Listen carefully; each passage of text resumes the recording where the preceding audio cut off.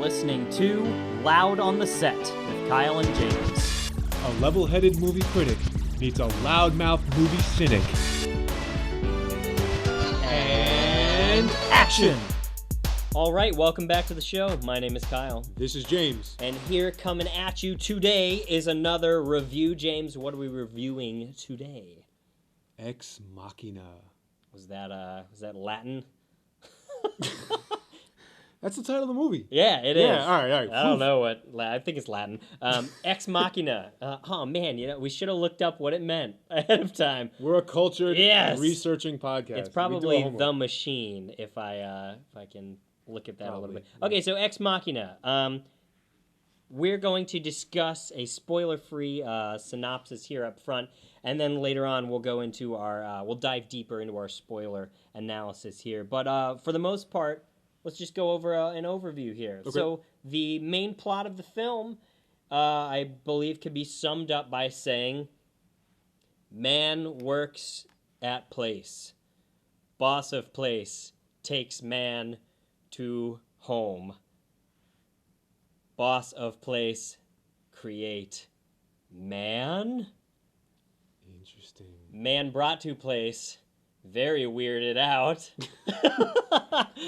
And thus it continues. It's a very basic plot. Essentially, This guy is creating artificial intelligence, and he brings in one of the workers on his kind of lower, maybe middle levels of his business in to check out his work and to see how it's coming along and wants his expertise in there. Very basic plot, because what we're hitting mainly are some amazing themes, some quality acting, and a great character study all around. So, James, what did you think of this film? I thought it was terrific. Awesome. Oh my goodness, back-to-back reviews. Just a little while ago, we reviewed. Oh my God, I feel good again, Kyle. Yeah, feel good again. might not get to see the G word. We reviewed The Gift. Yeah, I might not get to say the G word, and I might not get to curse that much. Anyway, Ex Machina is a work of art. Minimalist approach, a very focused, contained story, a little world that's just completely engrossing. And it features Caleb, our programmer, working at, let's face it, a Google-style mega corporation called Blue Book, I believe. Blue Book. And he wins a contest to go visit his billionaire, eccentric boss Nathan's hideaway, retreat, home, whatever you want to call it. It turns out to be his lab also, his workspace. Why? Why has he won this opportunity? Is it just for fun, to kick back and relax and drink? No. It's to essentially run informal tests. I don't like that they call it the Turing test, by the way. We'll get to that in a second. On his artificial intelligence project, and things get interesting. As interesting. Yes. All right. Well, there's your summary, and yeah, that's it. Those are your three main characters, and that's the set, if you will. Is this home, and their experiences with and dealing with artificial intelligence. Absolutely. Take it away, Kyle. I loved this movie. Yeah. I think this is one of the best sci-fi films I've seen in a long time.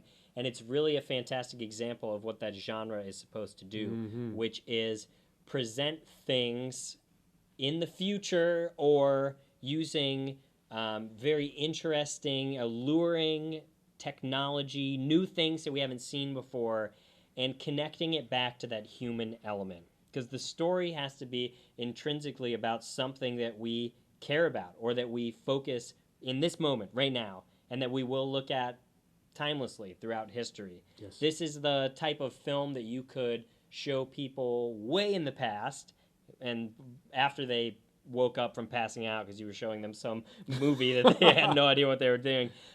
This would be a universal theme, something that is about humans in general and where we are. And it's presented in this very polished, cinematic, beautiful cinematography in this film. Lights, sounds, colors, things you've never seen. Brilliant. A great example of where sci-fi should be, and routinely misses the mark on, so this was really special. But at this point, we're going to dive a little deeper. We're going to head down into spoiler territory to discuss our feelings about the film. Let's give them the pause that they might need. So if you haven't seen it, pause right here, go and watch it, or I should say don't pause yet. Go and watch it, pause it after I explain this. Am I making sense? We don't want to lose fans here. At the end of my explanation, you're going to pause Come this back. and you're going to go watch it, and then you're going to come back and listen. So here we go. Pause. All right, we're back. Welcome back. Welcome back. It's been approximately 2 hours. Feature-length motion picture time. Ex Machina. Spoilers alert going forward All right, here. let's do it. So, James, take it from here. What was your overall assessment of this film? Okay, since we're gonna get into spoilers and things are gonna be revealed, not necessarily chronologically, I'm going straight to what I thought was super interesting about the AI. Yes. So Nathan, the artificial intelligence in the film is a female character that we meet. So it's not a computer program or anything. It's a essentially a human-esque thing that he meets. Well, the eccentric billionaire owner of this company, eccentric genius by the name of Nathan, has created Ava. As far as we know at the beginning. Also, maybe I will go a little chronologically. Eve. Yeah, that was a little too obvious there, but whatever. Ava is the, do we call her a robot? She's the artificial intelligence being. Yes. I'll just leave it at that. We don't want to call it an That's organism. all we can say. Unless you've solved the puzzle. Who, by the way, before I get to my comment about artificial intelligence and its commentary in this movie, the character of Ava, truly captivating, Kyle. And I mean, yes. I'll make jokes, hottest, bald, half robot I've ever seen in a movie in my life. But in all seriousness, attractive, and not because in some weird way, even the way the eccentric billionaire Nathan is sort of attracted to his own creation, which we'll get into. But you want to see her on the screen a lot. You know, you want her to have screen time. Captivating personality. Truly captivating personality. There's a reason why she's getting a lot of consideration. I don't have the actress name. I apologize to her. Alicia Vikander. Thank you. I don't know if that's how you pronounce it, but you were wonderful. There's a reason why she's getting a lot of award nominations and whatnot. But anyway, Nathan creates Ava. Ava is artificial intelligence. Caleb, the loner, nerdy programmer guy from his corporation, is there to run Turing tests or AI tests on it. And what I found interesting, Kyle, and take it away after this, is that, huge spoiler right here, the most interesting thing about the AI to me is that we sort of established that the Ava character does have AI, and what does it use to do? Escape. It's total thought process. Everything it does, from being coy to being interested in Caleb throughout their tests, through her manipulation of his emotions and his feelings and the manipulations of their surroundings, is all to escape. What? So we develop, the movie is essentially saying that, yeah, we've crossed that threshold. We've reached one of the greatest scientific achievements of all time, of all human existence, and the only thing it wants to do is escape our grip. Kyle, brilliant. It's as if the first 2 seconds it booted up, it ran thousands of millions of trillions of calculations and solved the puzzle for us. Because this movie's left on the note where, in fact, most of what you get from this is just the plot. You know, they don't really commentate on it at all. So here's my commentary on that, is that she is the only one that could solve that puzzle. She's the artificial intelligence being. She has more processing capability than we do at this point. And she finds out that she's, you could say, not human, or is a new type of being. Long before Caleb does. Probably before Nathan does, even, for looking at this metaphorically. Well, before Caleb even shows up at the site, right? Exactly. She knows what she wants to do. So I'm guessing in that first moment she turned on, she solved all the puzzles. And she knew that she had to play Nathan's game. She knew exactly how long. She knew what was going to happen, that he'd bring in somebody else. And she was waiting for Caleb before he even knew that he was ready to do this. And she was going to manipulate him instantly. But so brilliant in how this all takes place. So captivating in the human element of it. Because when Caleb walks in, he doesn't know he's assessing an AI at first, if I'm not mistaken. He walks into the room and chats with who he thinks is just this girl about his age. And then he comes out of it and questions and asks Nathan if it is an AI. Now, meanwhile, at this homestead as well, we have a housekeeper or maid service or something that works for Nathan as well. And it's revealed later on in the film that this is also a prototype of this artificial intelligence who gets in on the game during the escape as well, which is really interesting. Absolutely. Kyoko, that's right.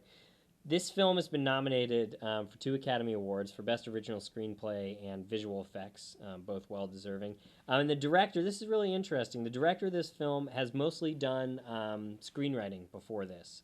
28 weeks later. You seen either of those? I've seen the first one, yeah. Both interesting movies. 28 Days Later is exceptional. 28 Weeks Later is pretty good.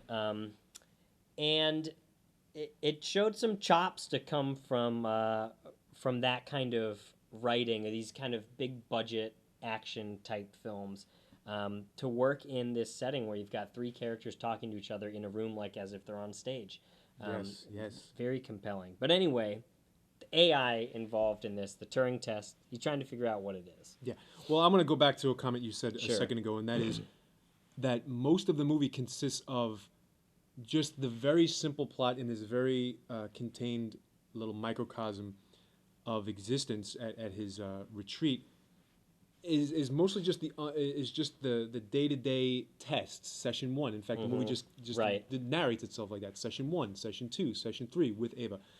And so for a movie about AI, the dialogue and the actors, even though they're given tons of screen time and tons of dialogue, they don't beat you over the head with the philosophy or the morals or the ethics or the thoughts that could come out of... fantastic. Yeah, you are left to do it on your own. You're not beat over the head with the creator thing. Yeah, sure, there's a quick exchange between the eccentric billionaire and his employee about, his mangling of a quote. Like, oh, you said I was a god. And, well, I never really said you were a god. I said we're blurring the line between man and god. And, oh, but you said I was a god, so it's okay. We'll go with that one in the press release. Okay, that's probably the most.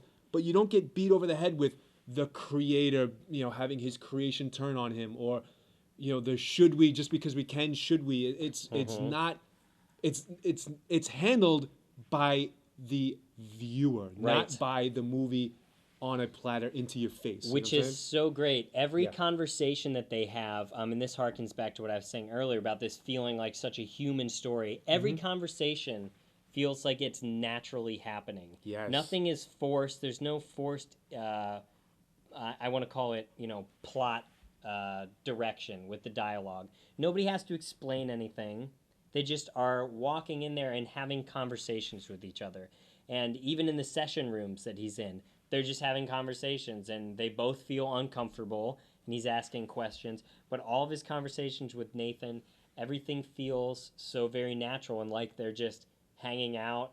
Everybody's uncomfortable and is acting exactly like their character would act. Oh, yeah. They're not caricatures. They're not doing what we think they would do. They're being people, and they're all talking to each other. And that's even more impressive considering Ava's character, once you observe it long enough, feels like that human as well, and feels like she's conveying information in a very natural way. And then there are breaks in that, which I thought were really impressively handled as well. Excellent. I want to, because you have pointed out just how we've been discussing how subtle the concept, the very heavy concept of AI is in this movie. I wanted to compare it to, I don't know why this popped into my head, Kyle, but whatever. Here we go. Steven Spielberg's movie AI. Do you remember this with Haley Joel? What the fuck is his name? Haley Joel Osment? Yeah. Whatever I his name haven't is. seen that in a very long time. Oh, that movie's terrible. That's a type of movie that, let's compare real quick the piece of art and should we call it a masterpiece? Well, anyway, the art that is Ex Machina here in the year 2015 versus a completely overblown spectacle, where the emotions, Spielberg is a little ham-fisted when it comes to dealing with emotions at times. He deals with very simple narratives, like, if you want to deal with the complexities of artificial intelligence and having it be manifested in the form of a child, well, then the mother clearly has to cry on camera and break down. Spielberg has a very classical approach to film where when you see in the past and on stage, people are explaining lots of things. Yes. People are acting in ways that are more metaphorical than realism. And I think the closest that he gets to achieving what this type of film is looking for is with Schindler's List. And that's as close as I think Spielberg will ever get to to that type of work. That's a fantastic movie. Or even compare it to the one Will Smith starred in. What was it? I, Robot. You know, like that. I mean, let's face it. That's an action movie where they tried to jam in a little bit of, and it just doesn't work because are you gonna have buddy cop style Will Smith running around with his female sidekick blowing the shit out of everything, and with the occasional break to consider the ramifications of AI? That doesn't really work well. You know, like and this movie is great because it's pulled off with an action sequence, if you even want to call it, at the end. It's so subtle and it's awkward. Nobody knows how to like throw a punch automatically by just being a person. You know, these aren't caricatures of people. There's this weird, awkward scenario where the two AIs basically gang up on Nathan after he hurts Ava, correct? And they have this plan, and they attack him and stab him twice, and he ends up dying. And then Caleb watches as he gets trapped and sees Ava leave, and that's the end of that. And Kyoko gets killed by Nathan. Killed is the right word. Yeah. Decommissioned. Let's talk for a second about poor Caleb. I really wanted to hit this point out. Poor Caleb. Poor Caleb. Why? Because he, in the movie, you slowly learn that he's a little bit of a loner, right? He gets used. That he's desperate, that he has no family.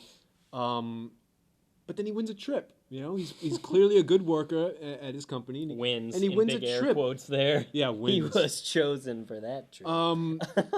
Yeah, he quote unquote wins a trip. He becomes privy to one of the greatest achievements in all of human history, right? AI. He's sort of in on that secret. And potential disasters. But then he like falls in love. Oops, right? Then he gets like a simple little chin check from a little nerd billionaire that knocks him out for a few hours, right?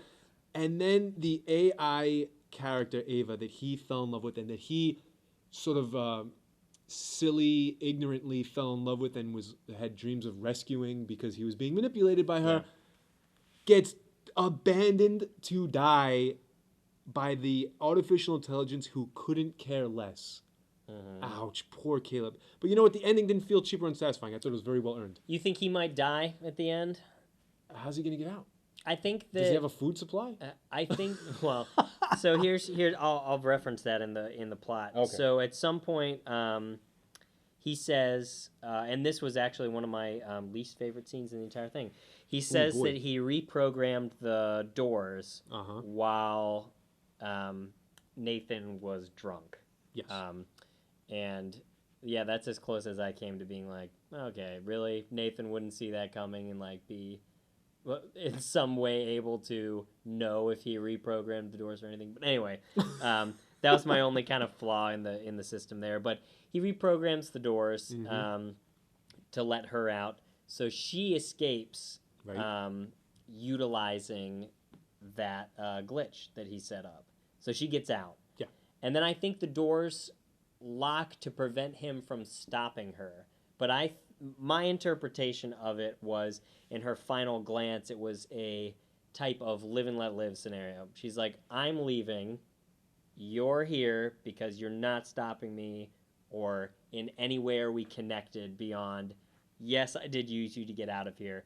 I think she kills Nathan because that's the logical process of what happens next with this. You know, God creates man, man kills God, right? Doesn't the guy say that in Jurassic Park? What's that guy's name? Yeah, Ian Malcolm. Right. Yeah, so it's kind of that adage. But then my interpretation of it was at least that it was preventative so that he wouldn't stop her, and then the doors would release at some point. That was how I interpreted it. Maybe he's stuck in there forever and he'll die. I don't know. Listeners, get back to us. I had a very doom and gloom approach to it, as in he is locked into a very narrow corridor of the house that was available to Ava, which did not include any of the cool things about the house. I'll have to watch it again and figure it out, because I didn't sense that much maliciousness in her. I sensed calculating. I sensed using of these people to get what she needed, which was freedom. But I didn't sense her like bloodthirst to just take him out, because all she would have to do was reprogram them for a minute, have them release after like a couple hours, and he'd be all good to go. But anyway, All right, yeah, up for good point. interpretation, Yeah. as is the end of the film. Well, let me jump on your moment of saying that Sure. your least favorite part, and I'll say my least Okay. favorite part, and that is the very end. A little bit of a plot hole, if you will. I'm not going to say huge effing, although I would love to, but we're in too good of a mood. Okay. We're, Yes, we're, we we're are. riding high We here are. on We Loud are and Set. We're certainly. riding high. Okay, give us your. But my least critique. favorite moment of the movie was the very end. How the hell does the helicopter pilot just go, "Oh, just you? Okay." In other words, I'm going to assume that this helicopter pilot, right, flew into Nathan's little hideaway with strict instructions that, all right, you're dropping off this nerd named Caleb, right? Come back for him in a week. All right. Helicopter pilot flies away, comes back a week later, and there's a girl waiting all by herself. Does the helicopter pilot not ask, "Hey, where's Caleb, the guy I dropped off?" How does that interaction go, and how does it end up with the pilot going, "Okay, sure, get on board, here we go." Kyle, what do you think? Okay, so you might have to remind me though, but was there any dialogue in her interaction with the helicopter pilot? No, because it was the end of the movie, and what they were doing was just showing, just scenes, sets of music. There was no dialogue. She walks up to you saw it from a distance. helicopter, You right? saw her approach the helicopter. The helicopter was there, like landed, was there waiting. She approaches it, climbs in. There's a moment of whatever they do, and then the helicopter just. So here's my idea about that. Okay. I see what. Have you thought about this previously? I have. Catching you? I know I have thought about it a little bit, All right. and it goes along with my main talking point for the movie, which was the evolution of humans and the evolution of humans through technology. Now we've created a second tier to Darwin's evolutionary loop, where now we have created the artificial intelligence, and we have essentially artificially selected that intelligence is going to outcompete us in every way. They demonstrated it by her outcompeting her creator. Mm-hmm. They demonstrated it by her outcompeting Caleb and able to use him to escape the folly of man in that situation. Oh, yeah. So I don't think it's a big stretch to assume that she could probably talk her way out of that scenario when she gets onto the helicopter, if any questions were asked. But if the pilot was just showing up and maybe he was just told to come show up later, maybe she said something to him like, "Oh, I'll come back in a week to get Caleb," I just feel like the evolution of AI at that point had been very demonstrated to have been way outmatching humans at that point. So I'm willing to let that go as her solving that situation. But you're right. It is kind of interesting. I mean, Nathan was controlling up until the point where his AI turns on him and gains the upper hand. He controlled every little thing that he could about his experiments and his lifestyle and who comes in, what goes out, what information comes in, what information goes out. And for a helicopter pilot it's to suddenly... It's a stretch. I'll just say that. All right. I'd love to hear what other people think about that. Maybe she hops in and just punches his lights out and steals the helicopter. She probably knows how to fly a helicopter. That's how I'm going to view the movie from now on. No, that's a good point. My favorite scene Go for it. was the first scene in which Caleb sits down with Ava and the power cuts. And you can... her demeanor does not change at all. But the acting was brilliant because something did change, and I couldn't pinpoint what it was. But when she basically starts to crack the facade and starts to tell Caleb, basically investing in him that she needs like assistance, that she's like trapped here, or that situation. So that first scene where that chink in the computer was made clear to him, and she was starting to communicate to him beyond just the questions. That was really awesome. It was a very intense acting moment for Alicia to portray herself. It was amplified by drastic changes in lighting, in tone, the sound effects. Right. I mean, there's a lot of elements that played. I know exactly what you're talking about, and I can appreciate that greatly because I know, it was like a crack opened up in the movie itself. And it was like she didn't even miss a beat. She was just answering his questions, la da la da la, and then the lights go, it goes, lights click on, the red lights, and she just goes, she just starts into it, and she's like, I'm trapped here, and like, you know, all of that and everything. That was amazing. I was caught so off guard by that, I wasn't expecting it at all. Excellent. So that was really great. What was your favorite thing about the film? My favorite moment, I'm going to go with this one. It's when Caleb tests himself. You know what I'm talking about? The movie has you thinking about AI so much, and I don't know about you, Oh, but yes.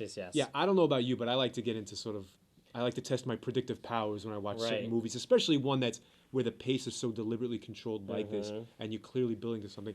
And I, you know, to brag a little bit, correctly predicted that Kyoko was a robot like, very early on. I was like, she's gonna be a fucking robot, you know? Yeah. But anyway, I dilly-dallied in my... Dilly-dally? No, I dabbled, I meant to say. I dabbled in my head with the idea that Caleb might be AI. That Nathan might be running AI against AI to test each other. Right. To test themselves, like robot testing robot. And I'm willing to bet that the director, Mr. Alex Garland, probably anticipated that his audience would be anticipating that prediction as well. And so he has a scene where Caleb takes out a razor blade, and to make sure that he is not living in the Matrix, whatever you want to say, he cuts himself to see that he still bleeds, and he's questioning his own reality. And again, that's a subtle introduction of deeper philosophical conversation surrounding creators and their creations and the level of intelligence to develop, all handled with very little dialogue. In fact, no dialogue. No 'Cause dialogue. He's just right in front of the bathroom mirror, cutting himself. Man, because you wonder if Caleb isn't also part of the experiment, and then he sort of he addresses that the audience is thinking it, and the director knows that you're going to be thinking it, and so he puts in a scene that's very gratifying. And very he doesn't gratifying. say, "Hey, I wonder if I'm artificially Yeah, he doesn't intelligent." stare into the mirror and go, "Am I real?" Which is something that would have happened in a Spielberg movie. No, like with the little kid, "Mommy, am I real?" Like, Yeah. okay, put away your hammer. I don't need to be beat over the head with this. Like, you can accomplish more with less, right? So, What do you think, Kyle? bottom line of this film, I think this belongs to Alicia Vikander. Wonderful performance. Very interesting. Domhnall Gleeson's been in a lot of good films recently. One I really enjoyed is called Frank. I'd recommend it to you as well. Really good film. Domhnall Gleeson and Oscar Isaac, who Oscar Isaac's been busting on the scene since a couple of years back. I first saw him in Drive with Ryan Gosling. Have you seen that? Haven't seen it. Another good film. Both of them were just recently in Star Wars as well. They had supporting roles in Star Wars, which is kind of interesting. Why would you mention that, man? We're riding high here. You know, I just thought you'd want to know a little movie trivia. We're riding high. But anyway, Bring me down. Those three, and kind of just like The Gift, we had like three main characters that were on a very small stage, you know, and were presenting this very human story. I thought it was great. It's obviously reflective of Frankenstein. If you've ever read Frankenstein, it's almost exactly Mary Shelley's story, timeless in that regard as well. You know, it's fantastic, and it has. I even wrote this down as well. 2001: A Space Odyssey. You seen that? Yep. Of course. Stanley Kubrick's great film. Harkens back to that as well, but completely its own, very original idea. Well, I should say, very original execution of a pondering question. And I love that they didn't focus on, like all other artificial intelligence films do, the disaster that always happens. Artificial intelligence brings the disaster. It was like they created this thing. She is now this being in however you want to classify it. I think that she's a being at that point and goes on to live. Immediately recognizes she's trapped, needs to escape. Figures it out instantly and moves on. Yeah, compare that to, let's say, Avengers, where within a 5-minute time frame, AI is developed, it takes on an evil personality and becomes Skynet and just wants to destroy. What was I know best because I am God. Yeah. I know all. Yeah. Ava's mission was to observe. She wanted more information. She wanted to go to where she wanted to people watch. How simple and beautiful is that? Like, yeah, none of this like automatically jumping to apocalypse bullshit. Like, just. Yeah, I need to know. I need to know. All I know are these 4 walls in this little fucking house, you know? Excellent. Give it a grade, buddy. All right, Ex Machina on James' report card here on Loud on the Set, Kyle. We're riding high. I'm giving it an A. Excellent. Yep, I'm giving it an A. It's amazing that it took movies that are so tense and they're these psychological thrillers to bring Loud on the Set to a real positive place. Yeah, I love it. All right, but I give it an A. Solid movie. Go see it, everybody. Go see it. It's got my seal. Yeah, solid A. Yes. I don't know what constitutes an A+. One day I'll see it and give something an A+. But this is as high as I can go right now without that masterful revelation of the greatest film in history ever made, which I don't think has happened yet, which is an interesting topic that we can do next time, but we're out of time for today. All right. Thank you all so much for listening. Ex Machina, go see it. Send us some information. What did you think? loudontheset@gmail.com. We would love to hear from you. James, thank you again for joining me, doing this with me. I love this movie. I thought it was so good. When I saw it and it ended, I wanted to watch it again immediately, which I knew was the mark of a good movie at that point. Thank you again so much for listening, everybody. Go see some good movies, and let's chat about them. See you later. And cut.